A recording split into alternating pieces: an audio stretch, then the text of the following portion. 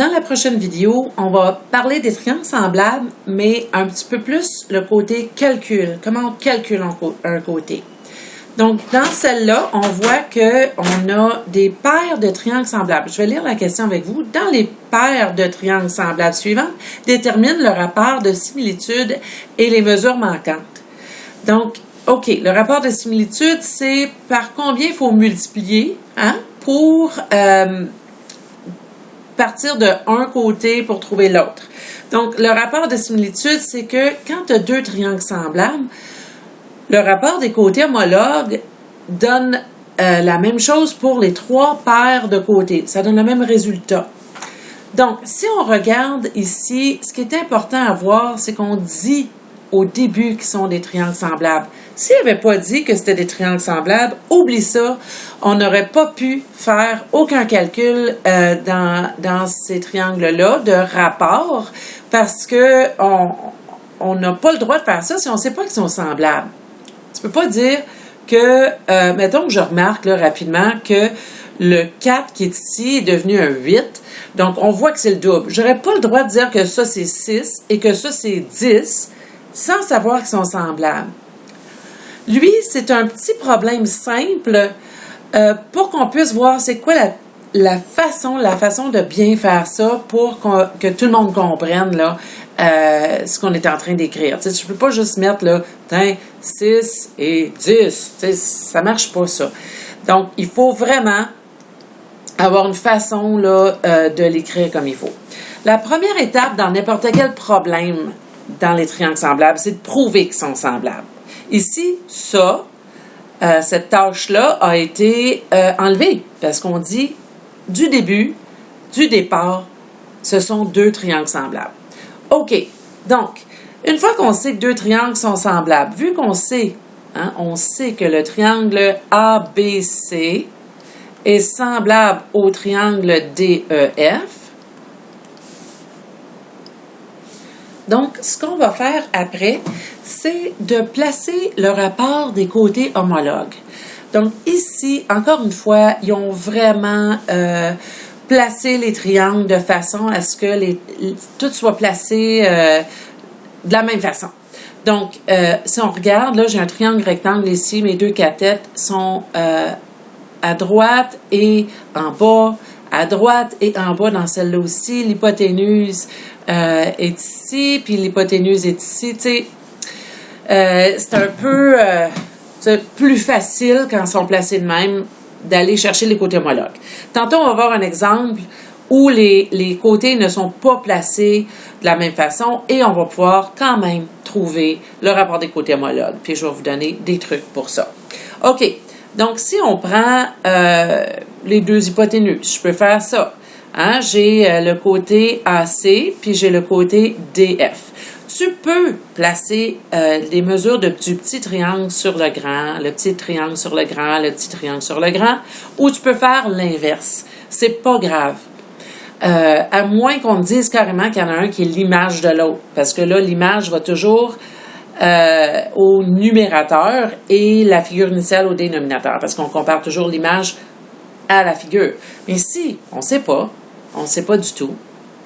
Donc, si tu veux, tu peux mettre le grand sur le petit, tu peux mettre le petit sur le grand, c'est pas grave. Mettons que je prends l'hypoténuse ici, DF, je vais mettre segment, j'ai écrit DE un instant. Là. Donc, il faut faire attention à nos lettres. DF, on va le mettre avec qui? C'est qui DF? C'est non seulement le côté le plus long dans mon triangle, mais vu que c'est un triangle rectangle, je peux aussi dire c'est l'hypoténuse, c'est le côté qui est opposé à l'angle droit. Donc, c'est aussi, ici, dans ce triangle-là, mon hypoténuse, c'est AC, le côté le plus long ou le côté qui est à l'opposé ou en face, si on se parle comme ça, là, de l'angle droit. OK, donc j'ai déjà une paire de côtés homologues. Ce que je sais, c'est que on ne connaît pas la mesure de DF, mais on connaît la mesure de AC. Et on peut faire ça. Tu peux aussi faire tout ton rapport et ensuite aller remplacer là, par ce que tu connais. OK. Donc ici, ce qu'on a, là j'ai mis le grand triangle sur le petit triangle. Si je m'en viens ici et je vais aller chercher, comment je fais pour savoir que c'est D, mettons que j'écris là la mesure de DE. Là c'est vraiment DE. Bon, comment je sais que ça va aller avec AB et non pas CB? Peut-être qu'il y a eu une réflexion, quelque chose comme ça. Comment je ferais pour savoir? Ben, parce que surtout, tu sais, ici, on voit que le dessin montre que lui est un petit peu plus petit que lui, puis lui est un petit peu plus petit que lui. Fait que c'est sûr que des deux cathètes, c'est lui le plus petit. Des deux cathètes ici, c'est lui le plus petit. Fait que je mettrais la mesure de AB. AB irait avec DE. Une autre façon de savoir ça, c'est que si tu regardes ici, j'ai deux lignes, deux courbes, je devrais dire, dans l'angle D, hein, dans l'angle FDE. J'ai deux courbes dans l'angle CAB ou BAC.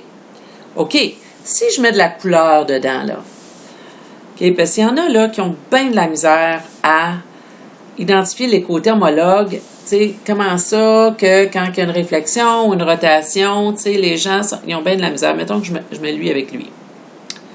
Bon, pourquoi je savais que ces deux-là allaient ensemble? Parce que, justement, il y avait une coche. Donc, ici, il y avait deux coches. Donc, c'est le même angle. S'il y avait une coche, c'est le même angle. De temps en temps, ils vont même faire ça. Ils vont mettre la petite courbe pour montrer l'angle, puis ils vont faire ça aussi, pour montrer qu'ils sont isométriques. OK. Donc, j'ai de l'angle jaune à l'angle droit. De l'angle jaune à l'angle droit, c'est le même, ce sont des côtés homologues. Hein? C'est sensiblement le même côté, là. Mais c'est pas le même côté parce qu'ils ne sont pas isométriques, mais ça se compare. Ils se comparent. Donc, ici, j'ai FE, la mesure de FE, avec la mesure de BC. Bon, donc FE, l'angle vert ou l'angle avec une coche, à l'angle droit. L'angle vert à l'angle droit. Ils vont ensemble, ces deux-là, ils se comparent. Là, je vais aller écrire ce que je sais. Donc, DE, hein, il mesure dans le fond F. Bon, parce que c'est comme une façon de dire X, si vous voulez, là, on ne le sait pas. Hein, c'est comme point d'interrogation. Et lui, on sait qu'il mesure 3. Je n'ai pas encore un rapport complet. Ça, c'est ça que je cherche. Je cherche un rapport complet pour avoir le rapport de similitude. FE mesure 8 et CB mesure 4. Voilà. Enfin, j'ai un rapport complet. J'ai 8 sur 4, qui est dans le fond, hein, on sait que 8 divisé par 4, ça fait 2. Donc, tu peux utiliser 2, tu peux utiliser 8 sur 4. C'est pas trop grave. Là, dans la partie affirmation-justification, ça ici, pourquoi j'ai eu le droit de dire ça? Pourquoi j'ai le droit de dire que ces rapports-là sont égaux? Pourquoi j'ai le droit de dire ça? C'est que dans les triangles semblables, pourquoi je sais qu'ils sont semblables déjà? Bien, parce qu'ils l'ont dit. Hein? Sinon, là, il aurait fallu que je le prouve qu'ils sont semblables. Donc, dans les triangles semblables, les côtés homologues, donc les côtés qui se comparent, sont pas isométriques, ils sont pas semblables non plus, ils sont proportionnels. Donc, les côtés homologues sont proportionnels. Ça veut dire que je peux former une proportion. N'oubliez pas, la proportion, c'est une fois qu'on les divise, ça donne exactement la même chose dans les trois cas, ou tu peux faire le produit des extrêmes est égal au produit des moyens aussi. Quand on a trois comme ça, ben c'est sûr que ça va beaucoup mieux si on fait juste les diviser. Donc, il faut que lui sur lui donne 2, puis il faut que lui sur lui donne 2. J'ai des élèves qui vont me dire, ben Myriam, je peux-tu juste multiplier par 2 puis avoir le 6? Oui, mais il faut quand même que tu passes par tout ça. Puis il faut que je vois ton calcul. Même s'il y en a qui vont trouver que c'est un calcul trop simple, puis tout ça, il faut quand même que tu le montres. En passant, le ministère demande d'avoir cette phrase-là pour aller justifier ça. Une fois que tu sais que les deux triangles sont semblables, nous autres, on a parti le problème sachant qu'ils étaient semblables. Il faut que tu mettes le rapport des côtés homologues et la phrase explicative. Voilà. OK, on continue. Donc, je vais me servir de ce rapport-là pour pouvoir aller trouver cette mesure-là ou cette mesure-là. N'oubliez pas, ça, c'est comme un X ou un point d'interrogation, ça aussi, là. Si je voulais trouver cette valeur-là, qu'est-ce que je ferais? Je ferais le produit des extrêmes égale le produit des moyens.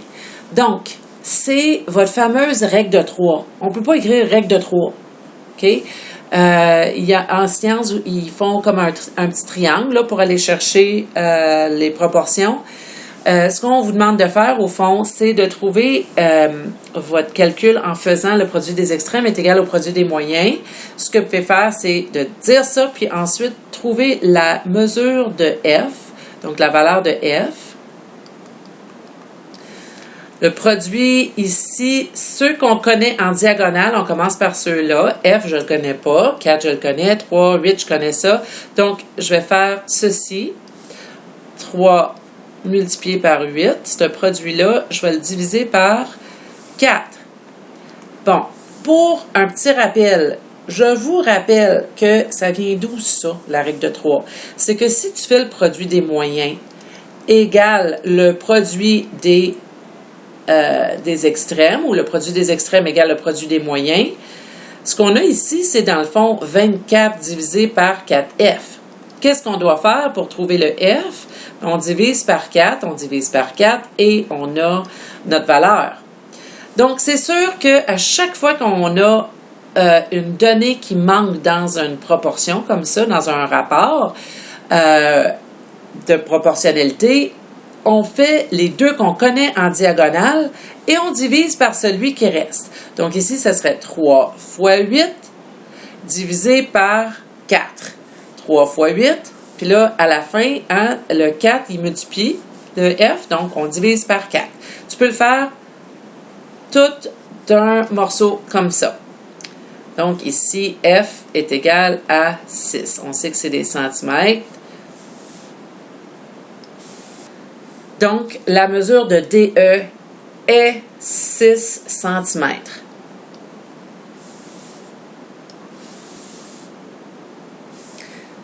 Donc, la mesure de DE est 6 cm. Maintenant, tu peux prendre le 6 et le remplacer ici, là, puis continuer avec ce rapport-là. Tu ne peux pas le faire tout de suite. Tu ne peux pas effacer F et mettre ça parce que si on te corrige après, on ne sait pas que tu as mis F là. Donc, tu laisses comme ça, mais tu peux comme redescendre le rapport et le faire. Pour trouver la mesure de E, qui est ici,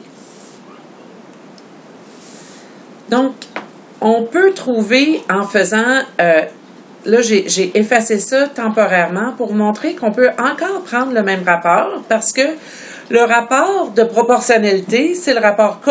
Et une fois que tu as deux chiffres, un par-dessus l'autre, comme ça, on sait que ça va devenir notre rapport K. Donc, on peut ici prendre les deux en diagonale, on aurait 5 et 8, et celui qui reste, c'est 4. Donc, 5 fois 8 divisé par 4. 5. Donc, j'ai mis un point ici au lieu du fois, parce que des fois, OK, si c'était vraiment un X ou quelque chose comme ça, tu sais, on va quand même faire de l'algèbre aussi, là, dans les similitudes, donc ça peut être moins mêlant. Mais un ou l'autre, quand c'est juste des nombres ou des chiffres, là, c'est correct. 5 fois 8 en diagonale, divisé par 4. Je l'avais effacé ici pour que vous voyez vraiment bien qu'on pouvait passer par-dessus ce rapport-là pour faire ça. 5 fois 8 divisé par le 4 qui est là. Donc, on a 40 divisé par 4 qui donne 10. Donc, on a la mesure de DF est de 10 cm. Pourquoi c'est DF? Parce qu'il ne faut pas oublier que c'était lui. E, c'était lui. Moi, je préfère mettre mesure de DF, mesure de DE, parce que, tu sais, ça se suit en dessous, puis c'est clair, puis t'as pas besoin de faire ça avec tes yeux pour aller chercher c'était qui, dont lui. Bon. Donc là, on a trouvé les deux mesures. La seule affaire, c'est qu'on n'a pas été très clair sur le rapport de similitude. Fait qu'on va écrire ici le rapport de similitude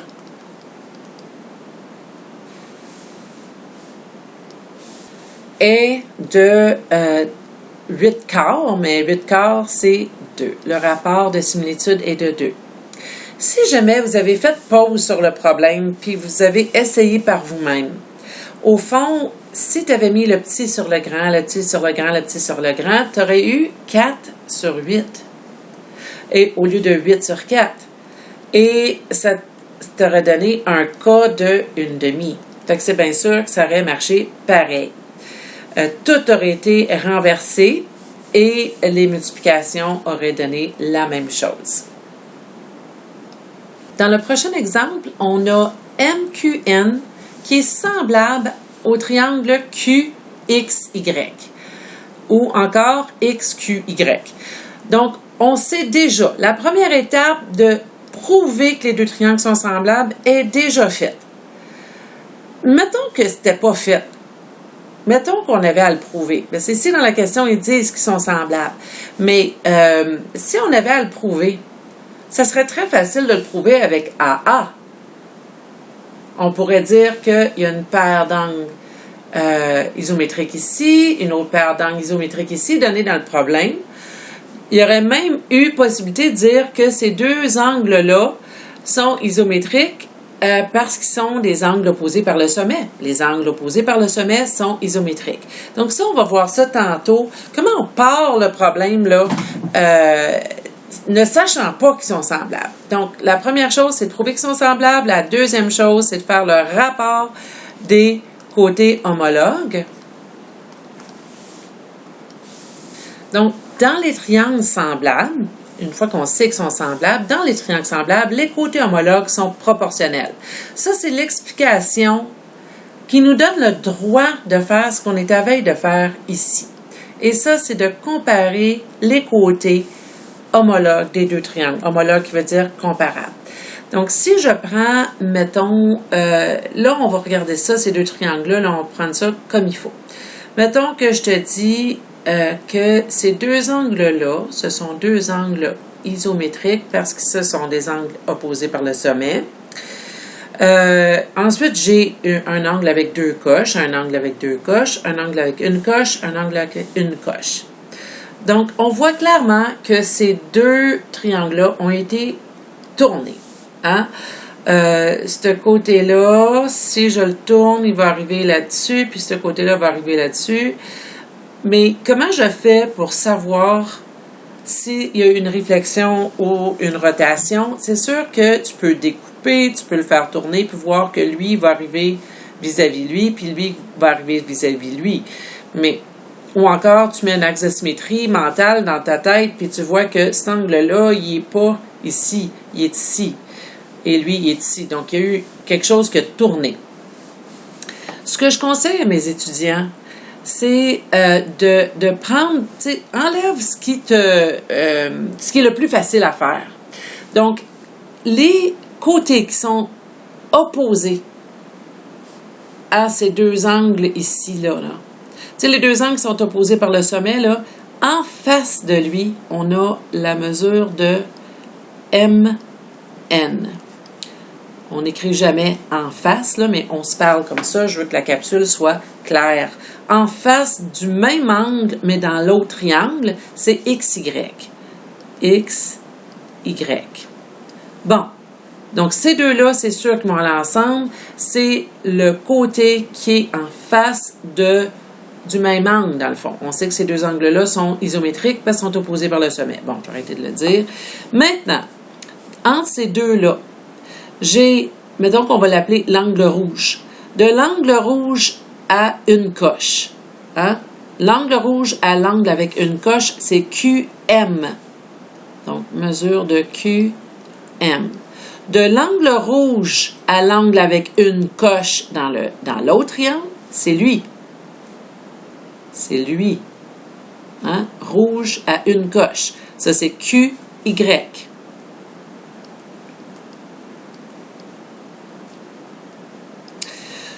Puis, c'est sûr que l'autre, c'est l'autre, mais mettons qu'on continue. Rouge à l'angle à deux coches, donc QN.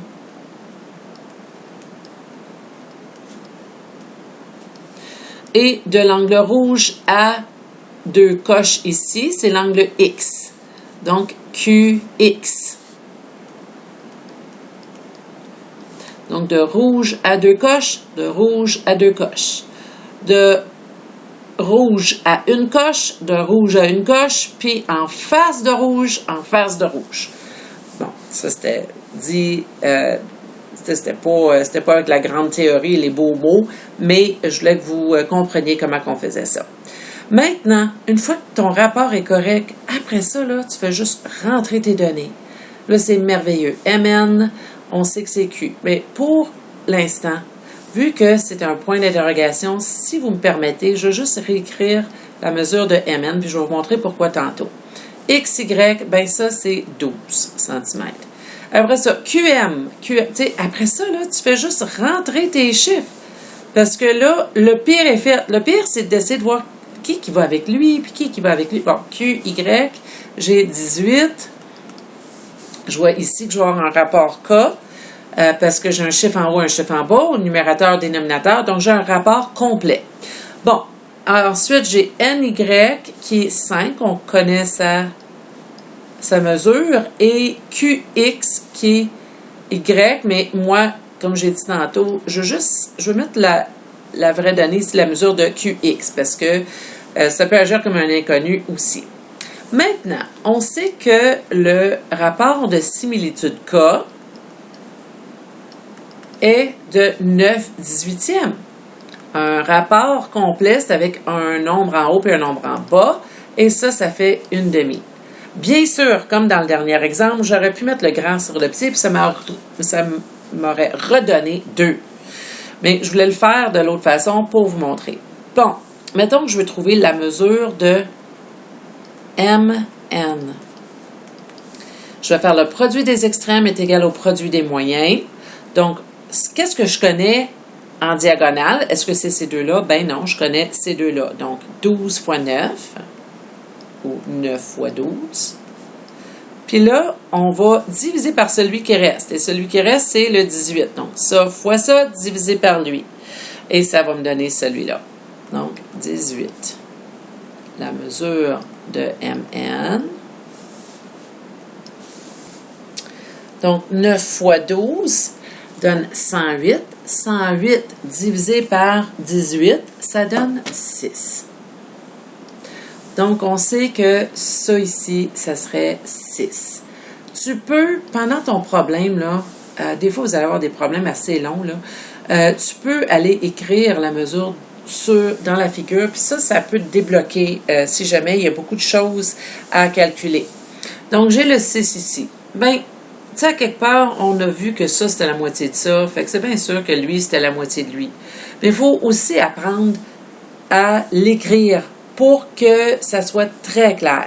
Donc, le rapport des côtés homologues, tes données à l'intérieur. Comment ça que tu as le droit d'écrire le rapport des côtés homologues? Ben, parce que dans les triangles semblables, les côtés homologues sont proportionnels. Et là, enfin, ton calcul. J'ai pas beaucoup de place, donc je vais continuer ici pour trouver la mesure de QX. Donc, la mesure de QX, hein, ici, qu'on cherche. On reprend le même rapport complet qui est une demi ou 9/18. Puis oui, tu peux utiliser une demi absolument. Je ne le ferai pas dans la vidéo parce que si vous avez pensé de prendre une demi, c'est parce que vous êtes capable de le faire. Fait que je vais faire 18 fois 5 divisé par 9. Donc, 18 fois 5, 90, divisé par 9, ça donne 10. C'est bien sûr qu'il faut finir avec des phrases. Hein? La mesure de QX est 10, puis là, ici, on a des centimètres. Puis s'il n'y avait pas de centimètres d'écrit, on aurait écrit unité. Donc, ici, la mesure de MN est de 6 cm. Bon, ça c'était comment on calculait un côté, même si c'était tourné et ainsi de suite. De temps en temps, ton rapport complet, tu l'as pas, mais c'est parce qu'il y a quelque chose dans la phrase que tu n'as pas bien lu, ou encore c'est peut-être un triangle rectangle et tu peux faire Pythagore pour trouver un autre côté, puis là tout d'un coup tu vas avoir un rapport complet. Donc il y a plein de petits problèmes comme ça qu'on va regarder ensemble là, à un autre moment donné, ou encore que vous pouvez essayer par vous-même. Bon, ben ça c'était la vidéo pour aujourd'hui, pour comment trouver la mesure d'un côté. Et la prochaine vidéo, ça va être comment on prouve que deux triangles sont semblables, parce qu'ici, il l'avait déjà dit.